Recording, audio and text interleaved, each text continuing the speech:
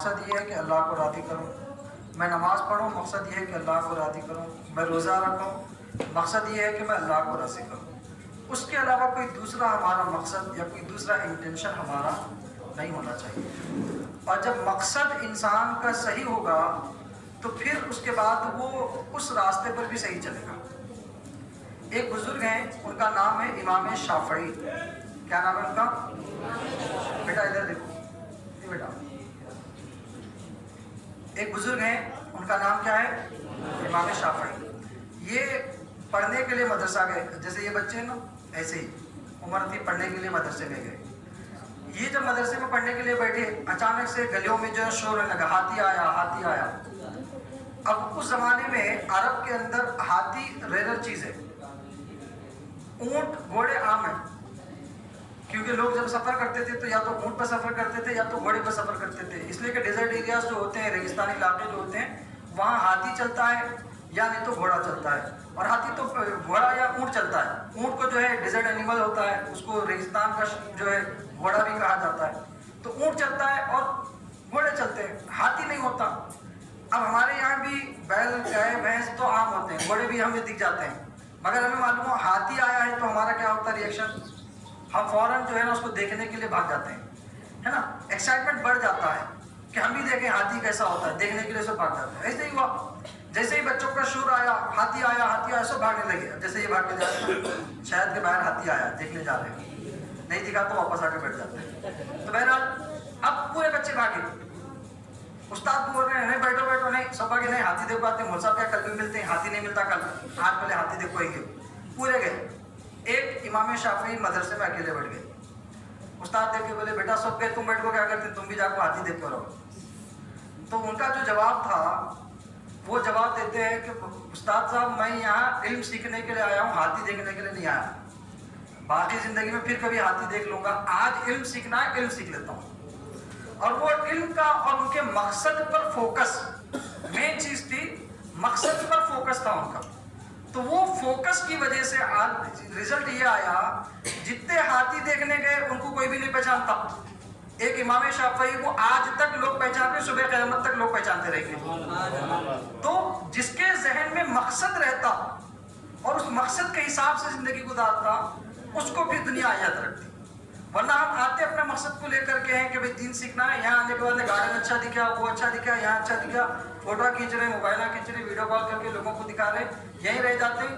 نہ آج کوئی ہم کو یاد کرنے والا رہتا، نہ کل آگے چل کر کے کوئی ہم کو یاد کرنے والا رہتا۔ ہمارا مقصد ہمیں یاد رکھنا ضروری ہے۔ ہمارا یہاں آنے کا مقصد، ایک دن کی قربانی دے کر آپ یہاں پر آئے، اسکول کی چھٹی تھی، آپ بہت سارا انجوائمنٹ کر سکتے تھے، گھوم سکتے تھے، پھر سکتے تھے، انجوائے کر سکتے تھے، سب چھوڑ دیے۔ کاروبار کرنے والے لوگوں کو ایک دن کی چھٹی ملی، نوکری کرنے والوں کو ایک دن کی چھٹی ملی، ہم اپنی چھٹی کو یہاں وہاں خرچ کرنے کی بجائے آ کر یہاں رکھیں۔ کیوں؟ مقصد ہے ہمارا کہ ایک دن کے اندر ہم کچھ دین کی باتیں سیکھ لیے تو ہماری نماز صحیح ہو جائے، ہمارا روزہ درست ہو جائے، ہمارا غسل وضو صحیح ہو گیا، تو ہماری زندگی کے ساتھ ساتھ ہماری آخرت میں بھی ہمارے لیے کچھ سامان تیار ہو سکتا۔ تو یہ مقصد ہمارے اندر بہت ضروری ہے، اور مقصد کے لیے ہمیشہ نیت کا ہونا بہت ضروری ہوتا ہے۔ خود بزرگان دین کا تو قول یہ ہے عمل سیکھنے سے پہلے نیت کو سیکھا کرو، کہ کسی عمل کو بعد میں کرنا، پہلے عمل کرنے کی نیت سیکھنا کہ آدمی کی نیت کیا ہے، اس عمل سے مجھے فائدہ کیا ہونے والا ہے۔ بلکہ آپ دیکھیں بعض بزرگ فرماتے ہیں کہ قیامت کے دن ہر تقریر کرنے والے سے بھی سوال ہوگا کہ تو نے تقریر کیوں کی، کیا وجہ تھی کہ تو نے تقریر کی، وہ جواب دینا پڑے گا کہ لوگوں کو خوش کرنے کے لیے تقریر کی تھی یا اللہ کو راضی کرنے کے لیے تقریر کی تھی، وہ جواب دینا پڑے گا۔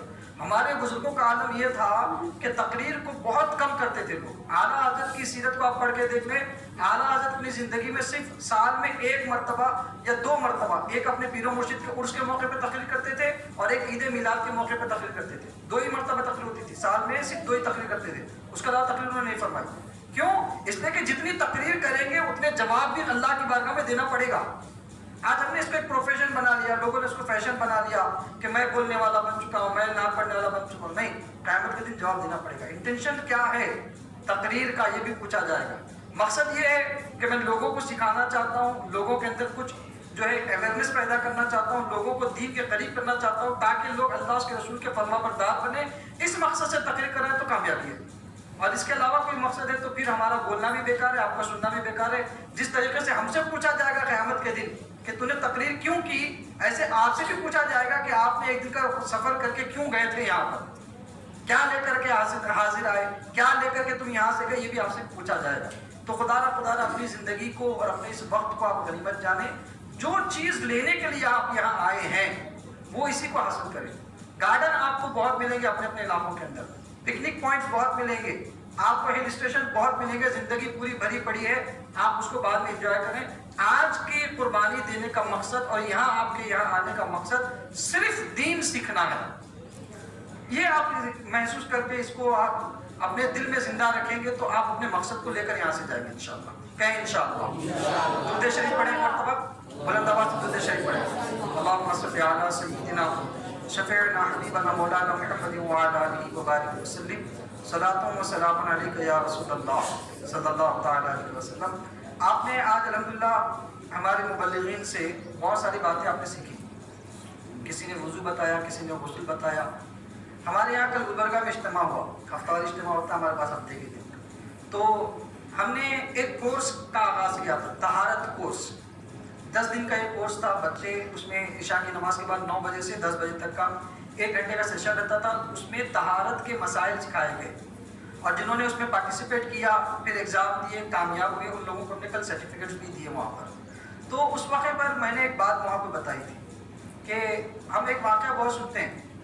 اچھا اصل میں ہوتا ہے کہ ہم جب طہارت بولتے ہیں نا تو ہمیں بہت معمولی نظر آتا ہے. طہارت ہمارا کو معلوم ہے. طہارت کیا ہے؟ پیشاب یا پاخانے کو گئے تو پانی لے کو جانا طہارت ہے. پانی نہیں لے گئے تو طہارت ٹوٹی، پانی کے ساتھ گئے تو طہارت رہی. یہی ہم نے اس کو سمجھا ہے. حالانکہ یہاں طہارت سے مراد وہ نہیں ہوتا.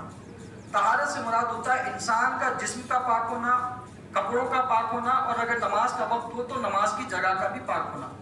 ان 3 چیزوں کو ملا کر کے بولا جاتا ہے طہارت. اب ہم اس کو سنتے ہیں اور ریگلیٹ کر دیتے ہیں. بہت آسان ہے، ارے یہ آتا ہمارے کو، وضو کرنا نا جی آتا ہمارے کو، پانی لانا تو آتا ہمارے کو، ہم یہ سمجھتے ہیں. دیکھو ایک واقعہ ہم سنتے ہیں. حضور علیہ السلام قبرستان گئے، دیکھا 2 قبروں پر عذاب ہو رہا ہے. حضور نے جو ہے ایک جھاڑ کی جو ہے ٹہنی کو توڑا، غالباً کھجور کی چاک تھی، اس کو توڑا، 2 ٹکڑے کیے، ایک اس قبر پہ رکھا، اس قبر پہ رکھا. فرمایا کہ ان قبروں پر عذاب ہو رہا تھا. کیوں ہو رہا تھا؟ تو فرمایا ایک قبر پر عذاب اس لیے ہو رہا تھا کہ وہ پیشاب کے چھینٹوں سے نہیں بچتا تھا، اور دوسرا چغلخوری کرتا تھا. یہ حدیث ہم بہت مرتبہ سنے، ایسا نہیں کہ آج پہلی بار سنا رہا نہیں، بہت مرتبہ میں ان واقعات کو، اس حدیث کو ہم سنتے ہیں. مگر کبھی آپ نے غور کیا اس کو؟ کبھی آپ نے اس کی ڈیپ پہ جا کر کے سوچا کہ یہاں ہمارے لیے کتنی سبق والی بات ہے؟ ایک بندہ پیشاب کے چھینٹوں سے اگر نہیں بچتا تو اس کو قبر میں عذاب دیا جاتا ہے. تو اب ہم کیا کرتے ہیں؟ اس سے اپنے آپ کو بچاتے ہیں. جب بھی پیشاب کو جا رہے ہیں چھینٹے نہیں گرنا، پوری احتیاط کے ساتھ ہم پیشاب کرتے ہیں. اور غلطی سے بھی کوئی چھینٹا گرا فوراً ہم اس کو دھو لیتے ہیں. اور حکم بھی یہی ہے کہ پیشاب پہ چھینٹے آ گئے تو اس کو دھونے کا حکم ہے. اب اس کے اندر نجاست خفیفہ کے اعتبار سے ہے یا غلیظہ کے اعتبار سے ہے، اور اس کی مقدار کیا ہے وہ الگ مسائل ہے. بہرحال ہم اس سے احتیاط کرتے ہیں کہ وہ پیشاب کے چھینٹے ایک تو اچھلنا نہیں ہے، اچھلے تو فوراً اس کو دھو لینا ہے. مگر میرے عزیز ایک اور بھی نجاست ہوتی ہے جس کو نجاست حکمیہ کہا جاتا ہے. کیا ہم نے اس کے بارے میں غور کیا؟ نجاست حکمیہ جو ہوتی ہے وہ دکھائی نہیں دیتی. پیشاب کے چھینٹے نظر آ جائیں گے کچے ہیں، پاخانے کے دھبے نظر آ جائیں گے، اور دوسری غلازتیں ہم کو نظر آ جائیں گی، یہ گندگی ہے، یہ نجاست ہے، نظر آتی ہے. مگر ایک ہوتی ہے نجاست حکمیہ، یعنی جس کو شریعت نے کہا کہ نجاست ہے مگر نظر نہیں آتی. وہ کیا ہے؟ جیسے کہ انسان کو احتلام ہو گیا، نائٹ فال ہو گیا، رات کو سوئے تھے. اچھا ابھی ریسنٹلی مجھے ایک چیز کا اور علم ہوا، ہمارے ینگسٹرز کو نائٹ فال کے بارے میں بھی نہیں معلوم. بہت سارے بچوں کو احتلام کیا ہے وہ بھی نہیں معلوم. میں پرسوں اپنی دکان میں ہمارے امتیاز رضا صاحب کے بیان سن رہا تھا اجتماع کے اندر، وہ طہارت کے مسائل بتا رہے تھے. تو اس وقت ایک نوجوان لڑکا 16 سال کا میری دکان پہ کھڑا تھا، 10th پاس ہو چکا ہے وہ میری دکان پہ کھڑا تھا. وہ سننے لگا. سننے کے بعد میں پوچھتا، مول صاحب یہ نائٹ فال بولے تو کیا؟ بولا تو بالغ نہیں ہوا کیا؟ بالغ بولے تو کیسا ہوتے ہیں؟ پھر میں اس کو پوچھا ایسا خواب آیا تھا کبھی تیرے کو؟ پھر بعد میں اندر کی لی ایسا کچھ ہوا؟ ارے ہاں ایسا ہوا تھا میرے ساتھ. بولا ارے بندے جب بھی ہوتا ہے اس پر تیرے پر غسل فرض ہو جاتا، اس کے بعد تیرے لیے ضروری ہے کہ تو غسل کرے.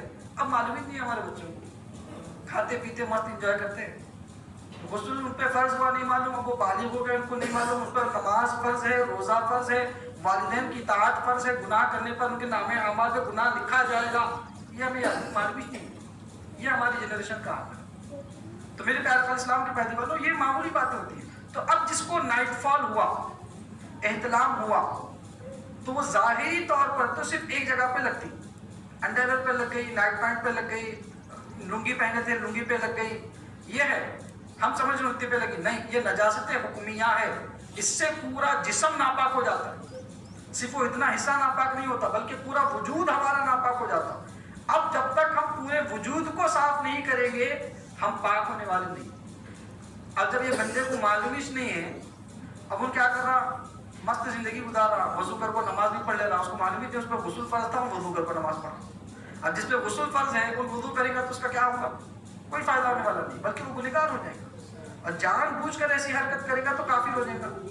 اسلام کو مذاق اڑانا ہے, فرائض کا مذاق اڑانا ہے, اور مذاق اڑانے والا اسلام سے نکل جاتا ہے. تو یہ معلومات ہمارے پاس ہوتی ہی نہیں ہے. تو ایسی معلومات فراہم کرانے کے لیے ہم ایسے اجتماعات رکھتے ہیں. تربیتی اجتماعات کا مطلب یہ ہوتا ہے کہ آپ کے پرسنل میٹرز پر گفتگو کی جائے, آپ کی ازدواجی زندگی پر آپ کو بولا جائے. بڑے بڑے بیانات ہوتے ہیں, وہاں تقریریں ہوتی ہیں, جوش آتا ہے, جذبہ آتا ہے, ولولہ آتا ہے, الگ بات ہے, مگر وہاں آپ کو یہ چیزیں نہیں بتائی جاتی. کسی بڑے اجتماع میں آپ یہ چیزیں سنیں جو آج یہاں بتایا جا رہا ہے غسل کے تعلق سے, غسل کے تعلق سے. ہم گلبرگہ کی جانب سے ہر اتوار ایک دن کا قافلہ نکالتے ہیں. ہم لوگ گلبرگہ کے اطراف و اکناف کے گاؤں دیہات میں جاتے ہیں. آج بھی ہمارا قافلہ گیا ہوا ہے, میں یہاں آ گیا. ہم نے وہاں ہم لوگوں کی تربیت کرتے ہیں, غسل وضو وغیرہ کے مسائل جو میں نے لوگوں کو بتایا. کئی ہمارے ساتھی ایسے ہیں جو عمر رسیدہ ہیں, ان کے یہ الفاظ ہیں کہ ہم نے آج جا کر کے غسل کا صحیح طریقہ سیکھا. زندگی گزر گئی, کوئی نانا بن گئے, کوئی دادا بن گئے, اب جا کر کے لوگوں کو غسل سمجھ میں آ رہا. اچھا اس لیے غسل تھا کہ ہم کو معلوم ہی نہیں تھا. لاسٹ اتوار میرے ساتھ ایک چاچا تھے, وہ پہلے مسجد میں مؤذن بھی تھے, اب مؤذنی ختم ہو گئی تو ہمارے ساتھ قافلے میں آتے ہیں. وہ پرسنلی میرے ساتھ بیٹھ کر, اکیلے میں بیٹھ کر میرے سے سوال کرنے لگے غسل کے اور نجاست کے تعلق سے. یہ ہوا تو کیسا, وہ ہوا تو کیسا, وضو کے نماز کی حالت میں ری خارج ہو گئی یعنی گیس نکل گئی تو اب نماز پوری پڑھنا, کیا کرنا, کیسا کرنا, ایسے سوال کرنے لگے. میں نے ان سے کہا کہ کام کرے, آپ تنہا میں پوچھیں گے آپ کا فائدہ ہوگا, قوم کا فائدہ نہیں ہوگا. میں نے کہا جب بیان چلتا رہے, بیان کے بیچ میں سوال کریں, میں اس میں جواب دوں گا تاکہ چار لوگوں کو بھی معلوم ہو اس کا مسئلہ کیا ہے. آپ پوچھیں, میں آپ کو جواب دیا, آپ کا فائدہ ہو گیا, لوگوں کا کیا. ایسے کتنے مسائل ہیں جو بہت سارے لوگوں کے ذہن میں ہوتے ہیں مگر وہ پوچھنے سے شرما جاتے ہیں, کبھی کبھار پوچھ نہیں پاتے. کسی ایک بندے میں ہمت ہوتی ہے, وہ پوچھ لیتا ہے اور اس سے چار لوگوں کا فائدہ ہو جاتا ہے. تو ایسے بہت سارے پرسنل میٹرز ہوتے ہیں اور ہمارے مسائل ہوتے ہیں جو ہماری زندگی میں ہوتے ہیں اور ہمیں معلوم نہیں ہوتے. اور ہم نماز پڑھ رہے ہیں, وضو بھی کر رہے ہیں, نماز پڑھ رہے ہیں, غسل کر رہے ہیں, سب زندگی گزار رہے ہیں, بیوی بھی ہے, بچے بھی ہیں, زندگیاں گزر رہی ہیں, معلومات ہمارے پاس کچھ نہیں ہے. تو میرے پیارے اسلام کے پیارے دیوانوں, اعمال کا جتنا دار و مدار ہے ایمان کے بعد وہ ہماری طہارت پر ہی ڈیپینڈ ہے. آپ اگر صحیح طہارت سے ہیں, اس کے بعد آپ کا وضو صحیح ہے, آپ کا وضو صحیح ہے تو آپ کی نماز صحیح ہے, آپ کی نماز صحیح ہے تو پھر آپ کے آگے کے معاملات بھی صحیح ہے.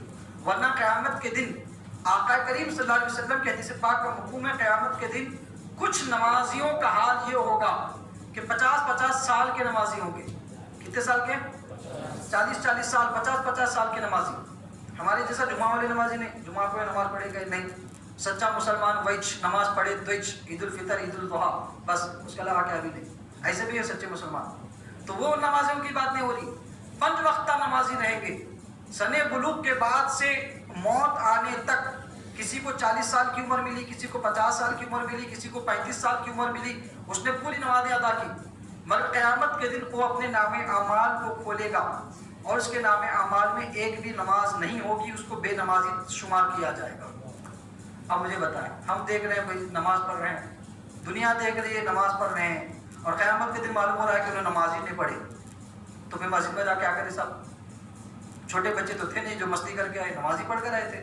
پھر نمازیں گئی کہاں؟ جب نماز پڑھ چکے تھے, ہم نے بھی دیکھا تھا, آپ نے بھی دیکھا تھا کہ نماز پڑھ رہے ہیں, قیامت کے دن بھی نمازی کیوں؟ تو علماء کرام فرماتے ہیں اس کی 3 وجہ ہو سکتی ہیں. ایک یہ کہ نماز تو پڑھی مگر نماز کے فرائض اور واجبات کا شاید کہ اس کے پاس علم نہیں تھا, جس کی بنیاد پر کوئی اس کا فرض چھوٹ گیا یا اس کا کوئی واجب اس سے ترک ہوا، اس کو علم ہی نہیں رہا اور وہ سمجھ رہا کہ میں نماز پڑھ رہا ہوں، وہ بے نمازی ہو جائے گا۔ یا اس کو شرائط اور فرائض کی معلومات تو بھی تھی، واجبات نماز کیا ہے وہ بھی اس کو معلوم تھا، مفسدات نماز کیا ہے وہ بھی اس کو معلوم تھا، مگر وضو کا صحیح طریقہ ہی اس کو نہیں آتا تھا۔ وضو کر کے جا رہا تھا، وہاں یہاں کچھ سوکھا رہ گیا، یہاں کچھ سوکھا رہ گیا، ایڑی کی طرف کچھ سوکھا رہ گیا، اور وضو کر کے جا رہا ہے، نماز پڑھ رہا ہے، سمجھ رہا ہے کہ میں نماز پڑھ رہا ہوں۔ جب اس کا وضو ہی مکمل نہیں تو نماز قابل قبول نہیں، تو بے نمازی ہو جائے گا۔ یا وضو تو صحیح کر رہا تھا مگر اس کو غسل کے بارے میں معلومات نہیں تھی کہ ایک مرد پر غسل کن صورتوں پر فرض ہوتا ہے، وہی اس کو نہیں معلوم تھا، اور وہ معلومات نہیں تھی تو اس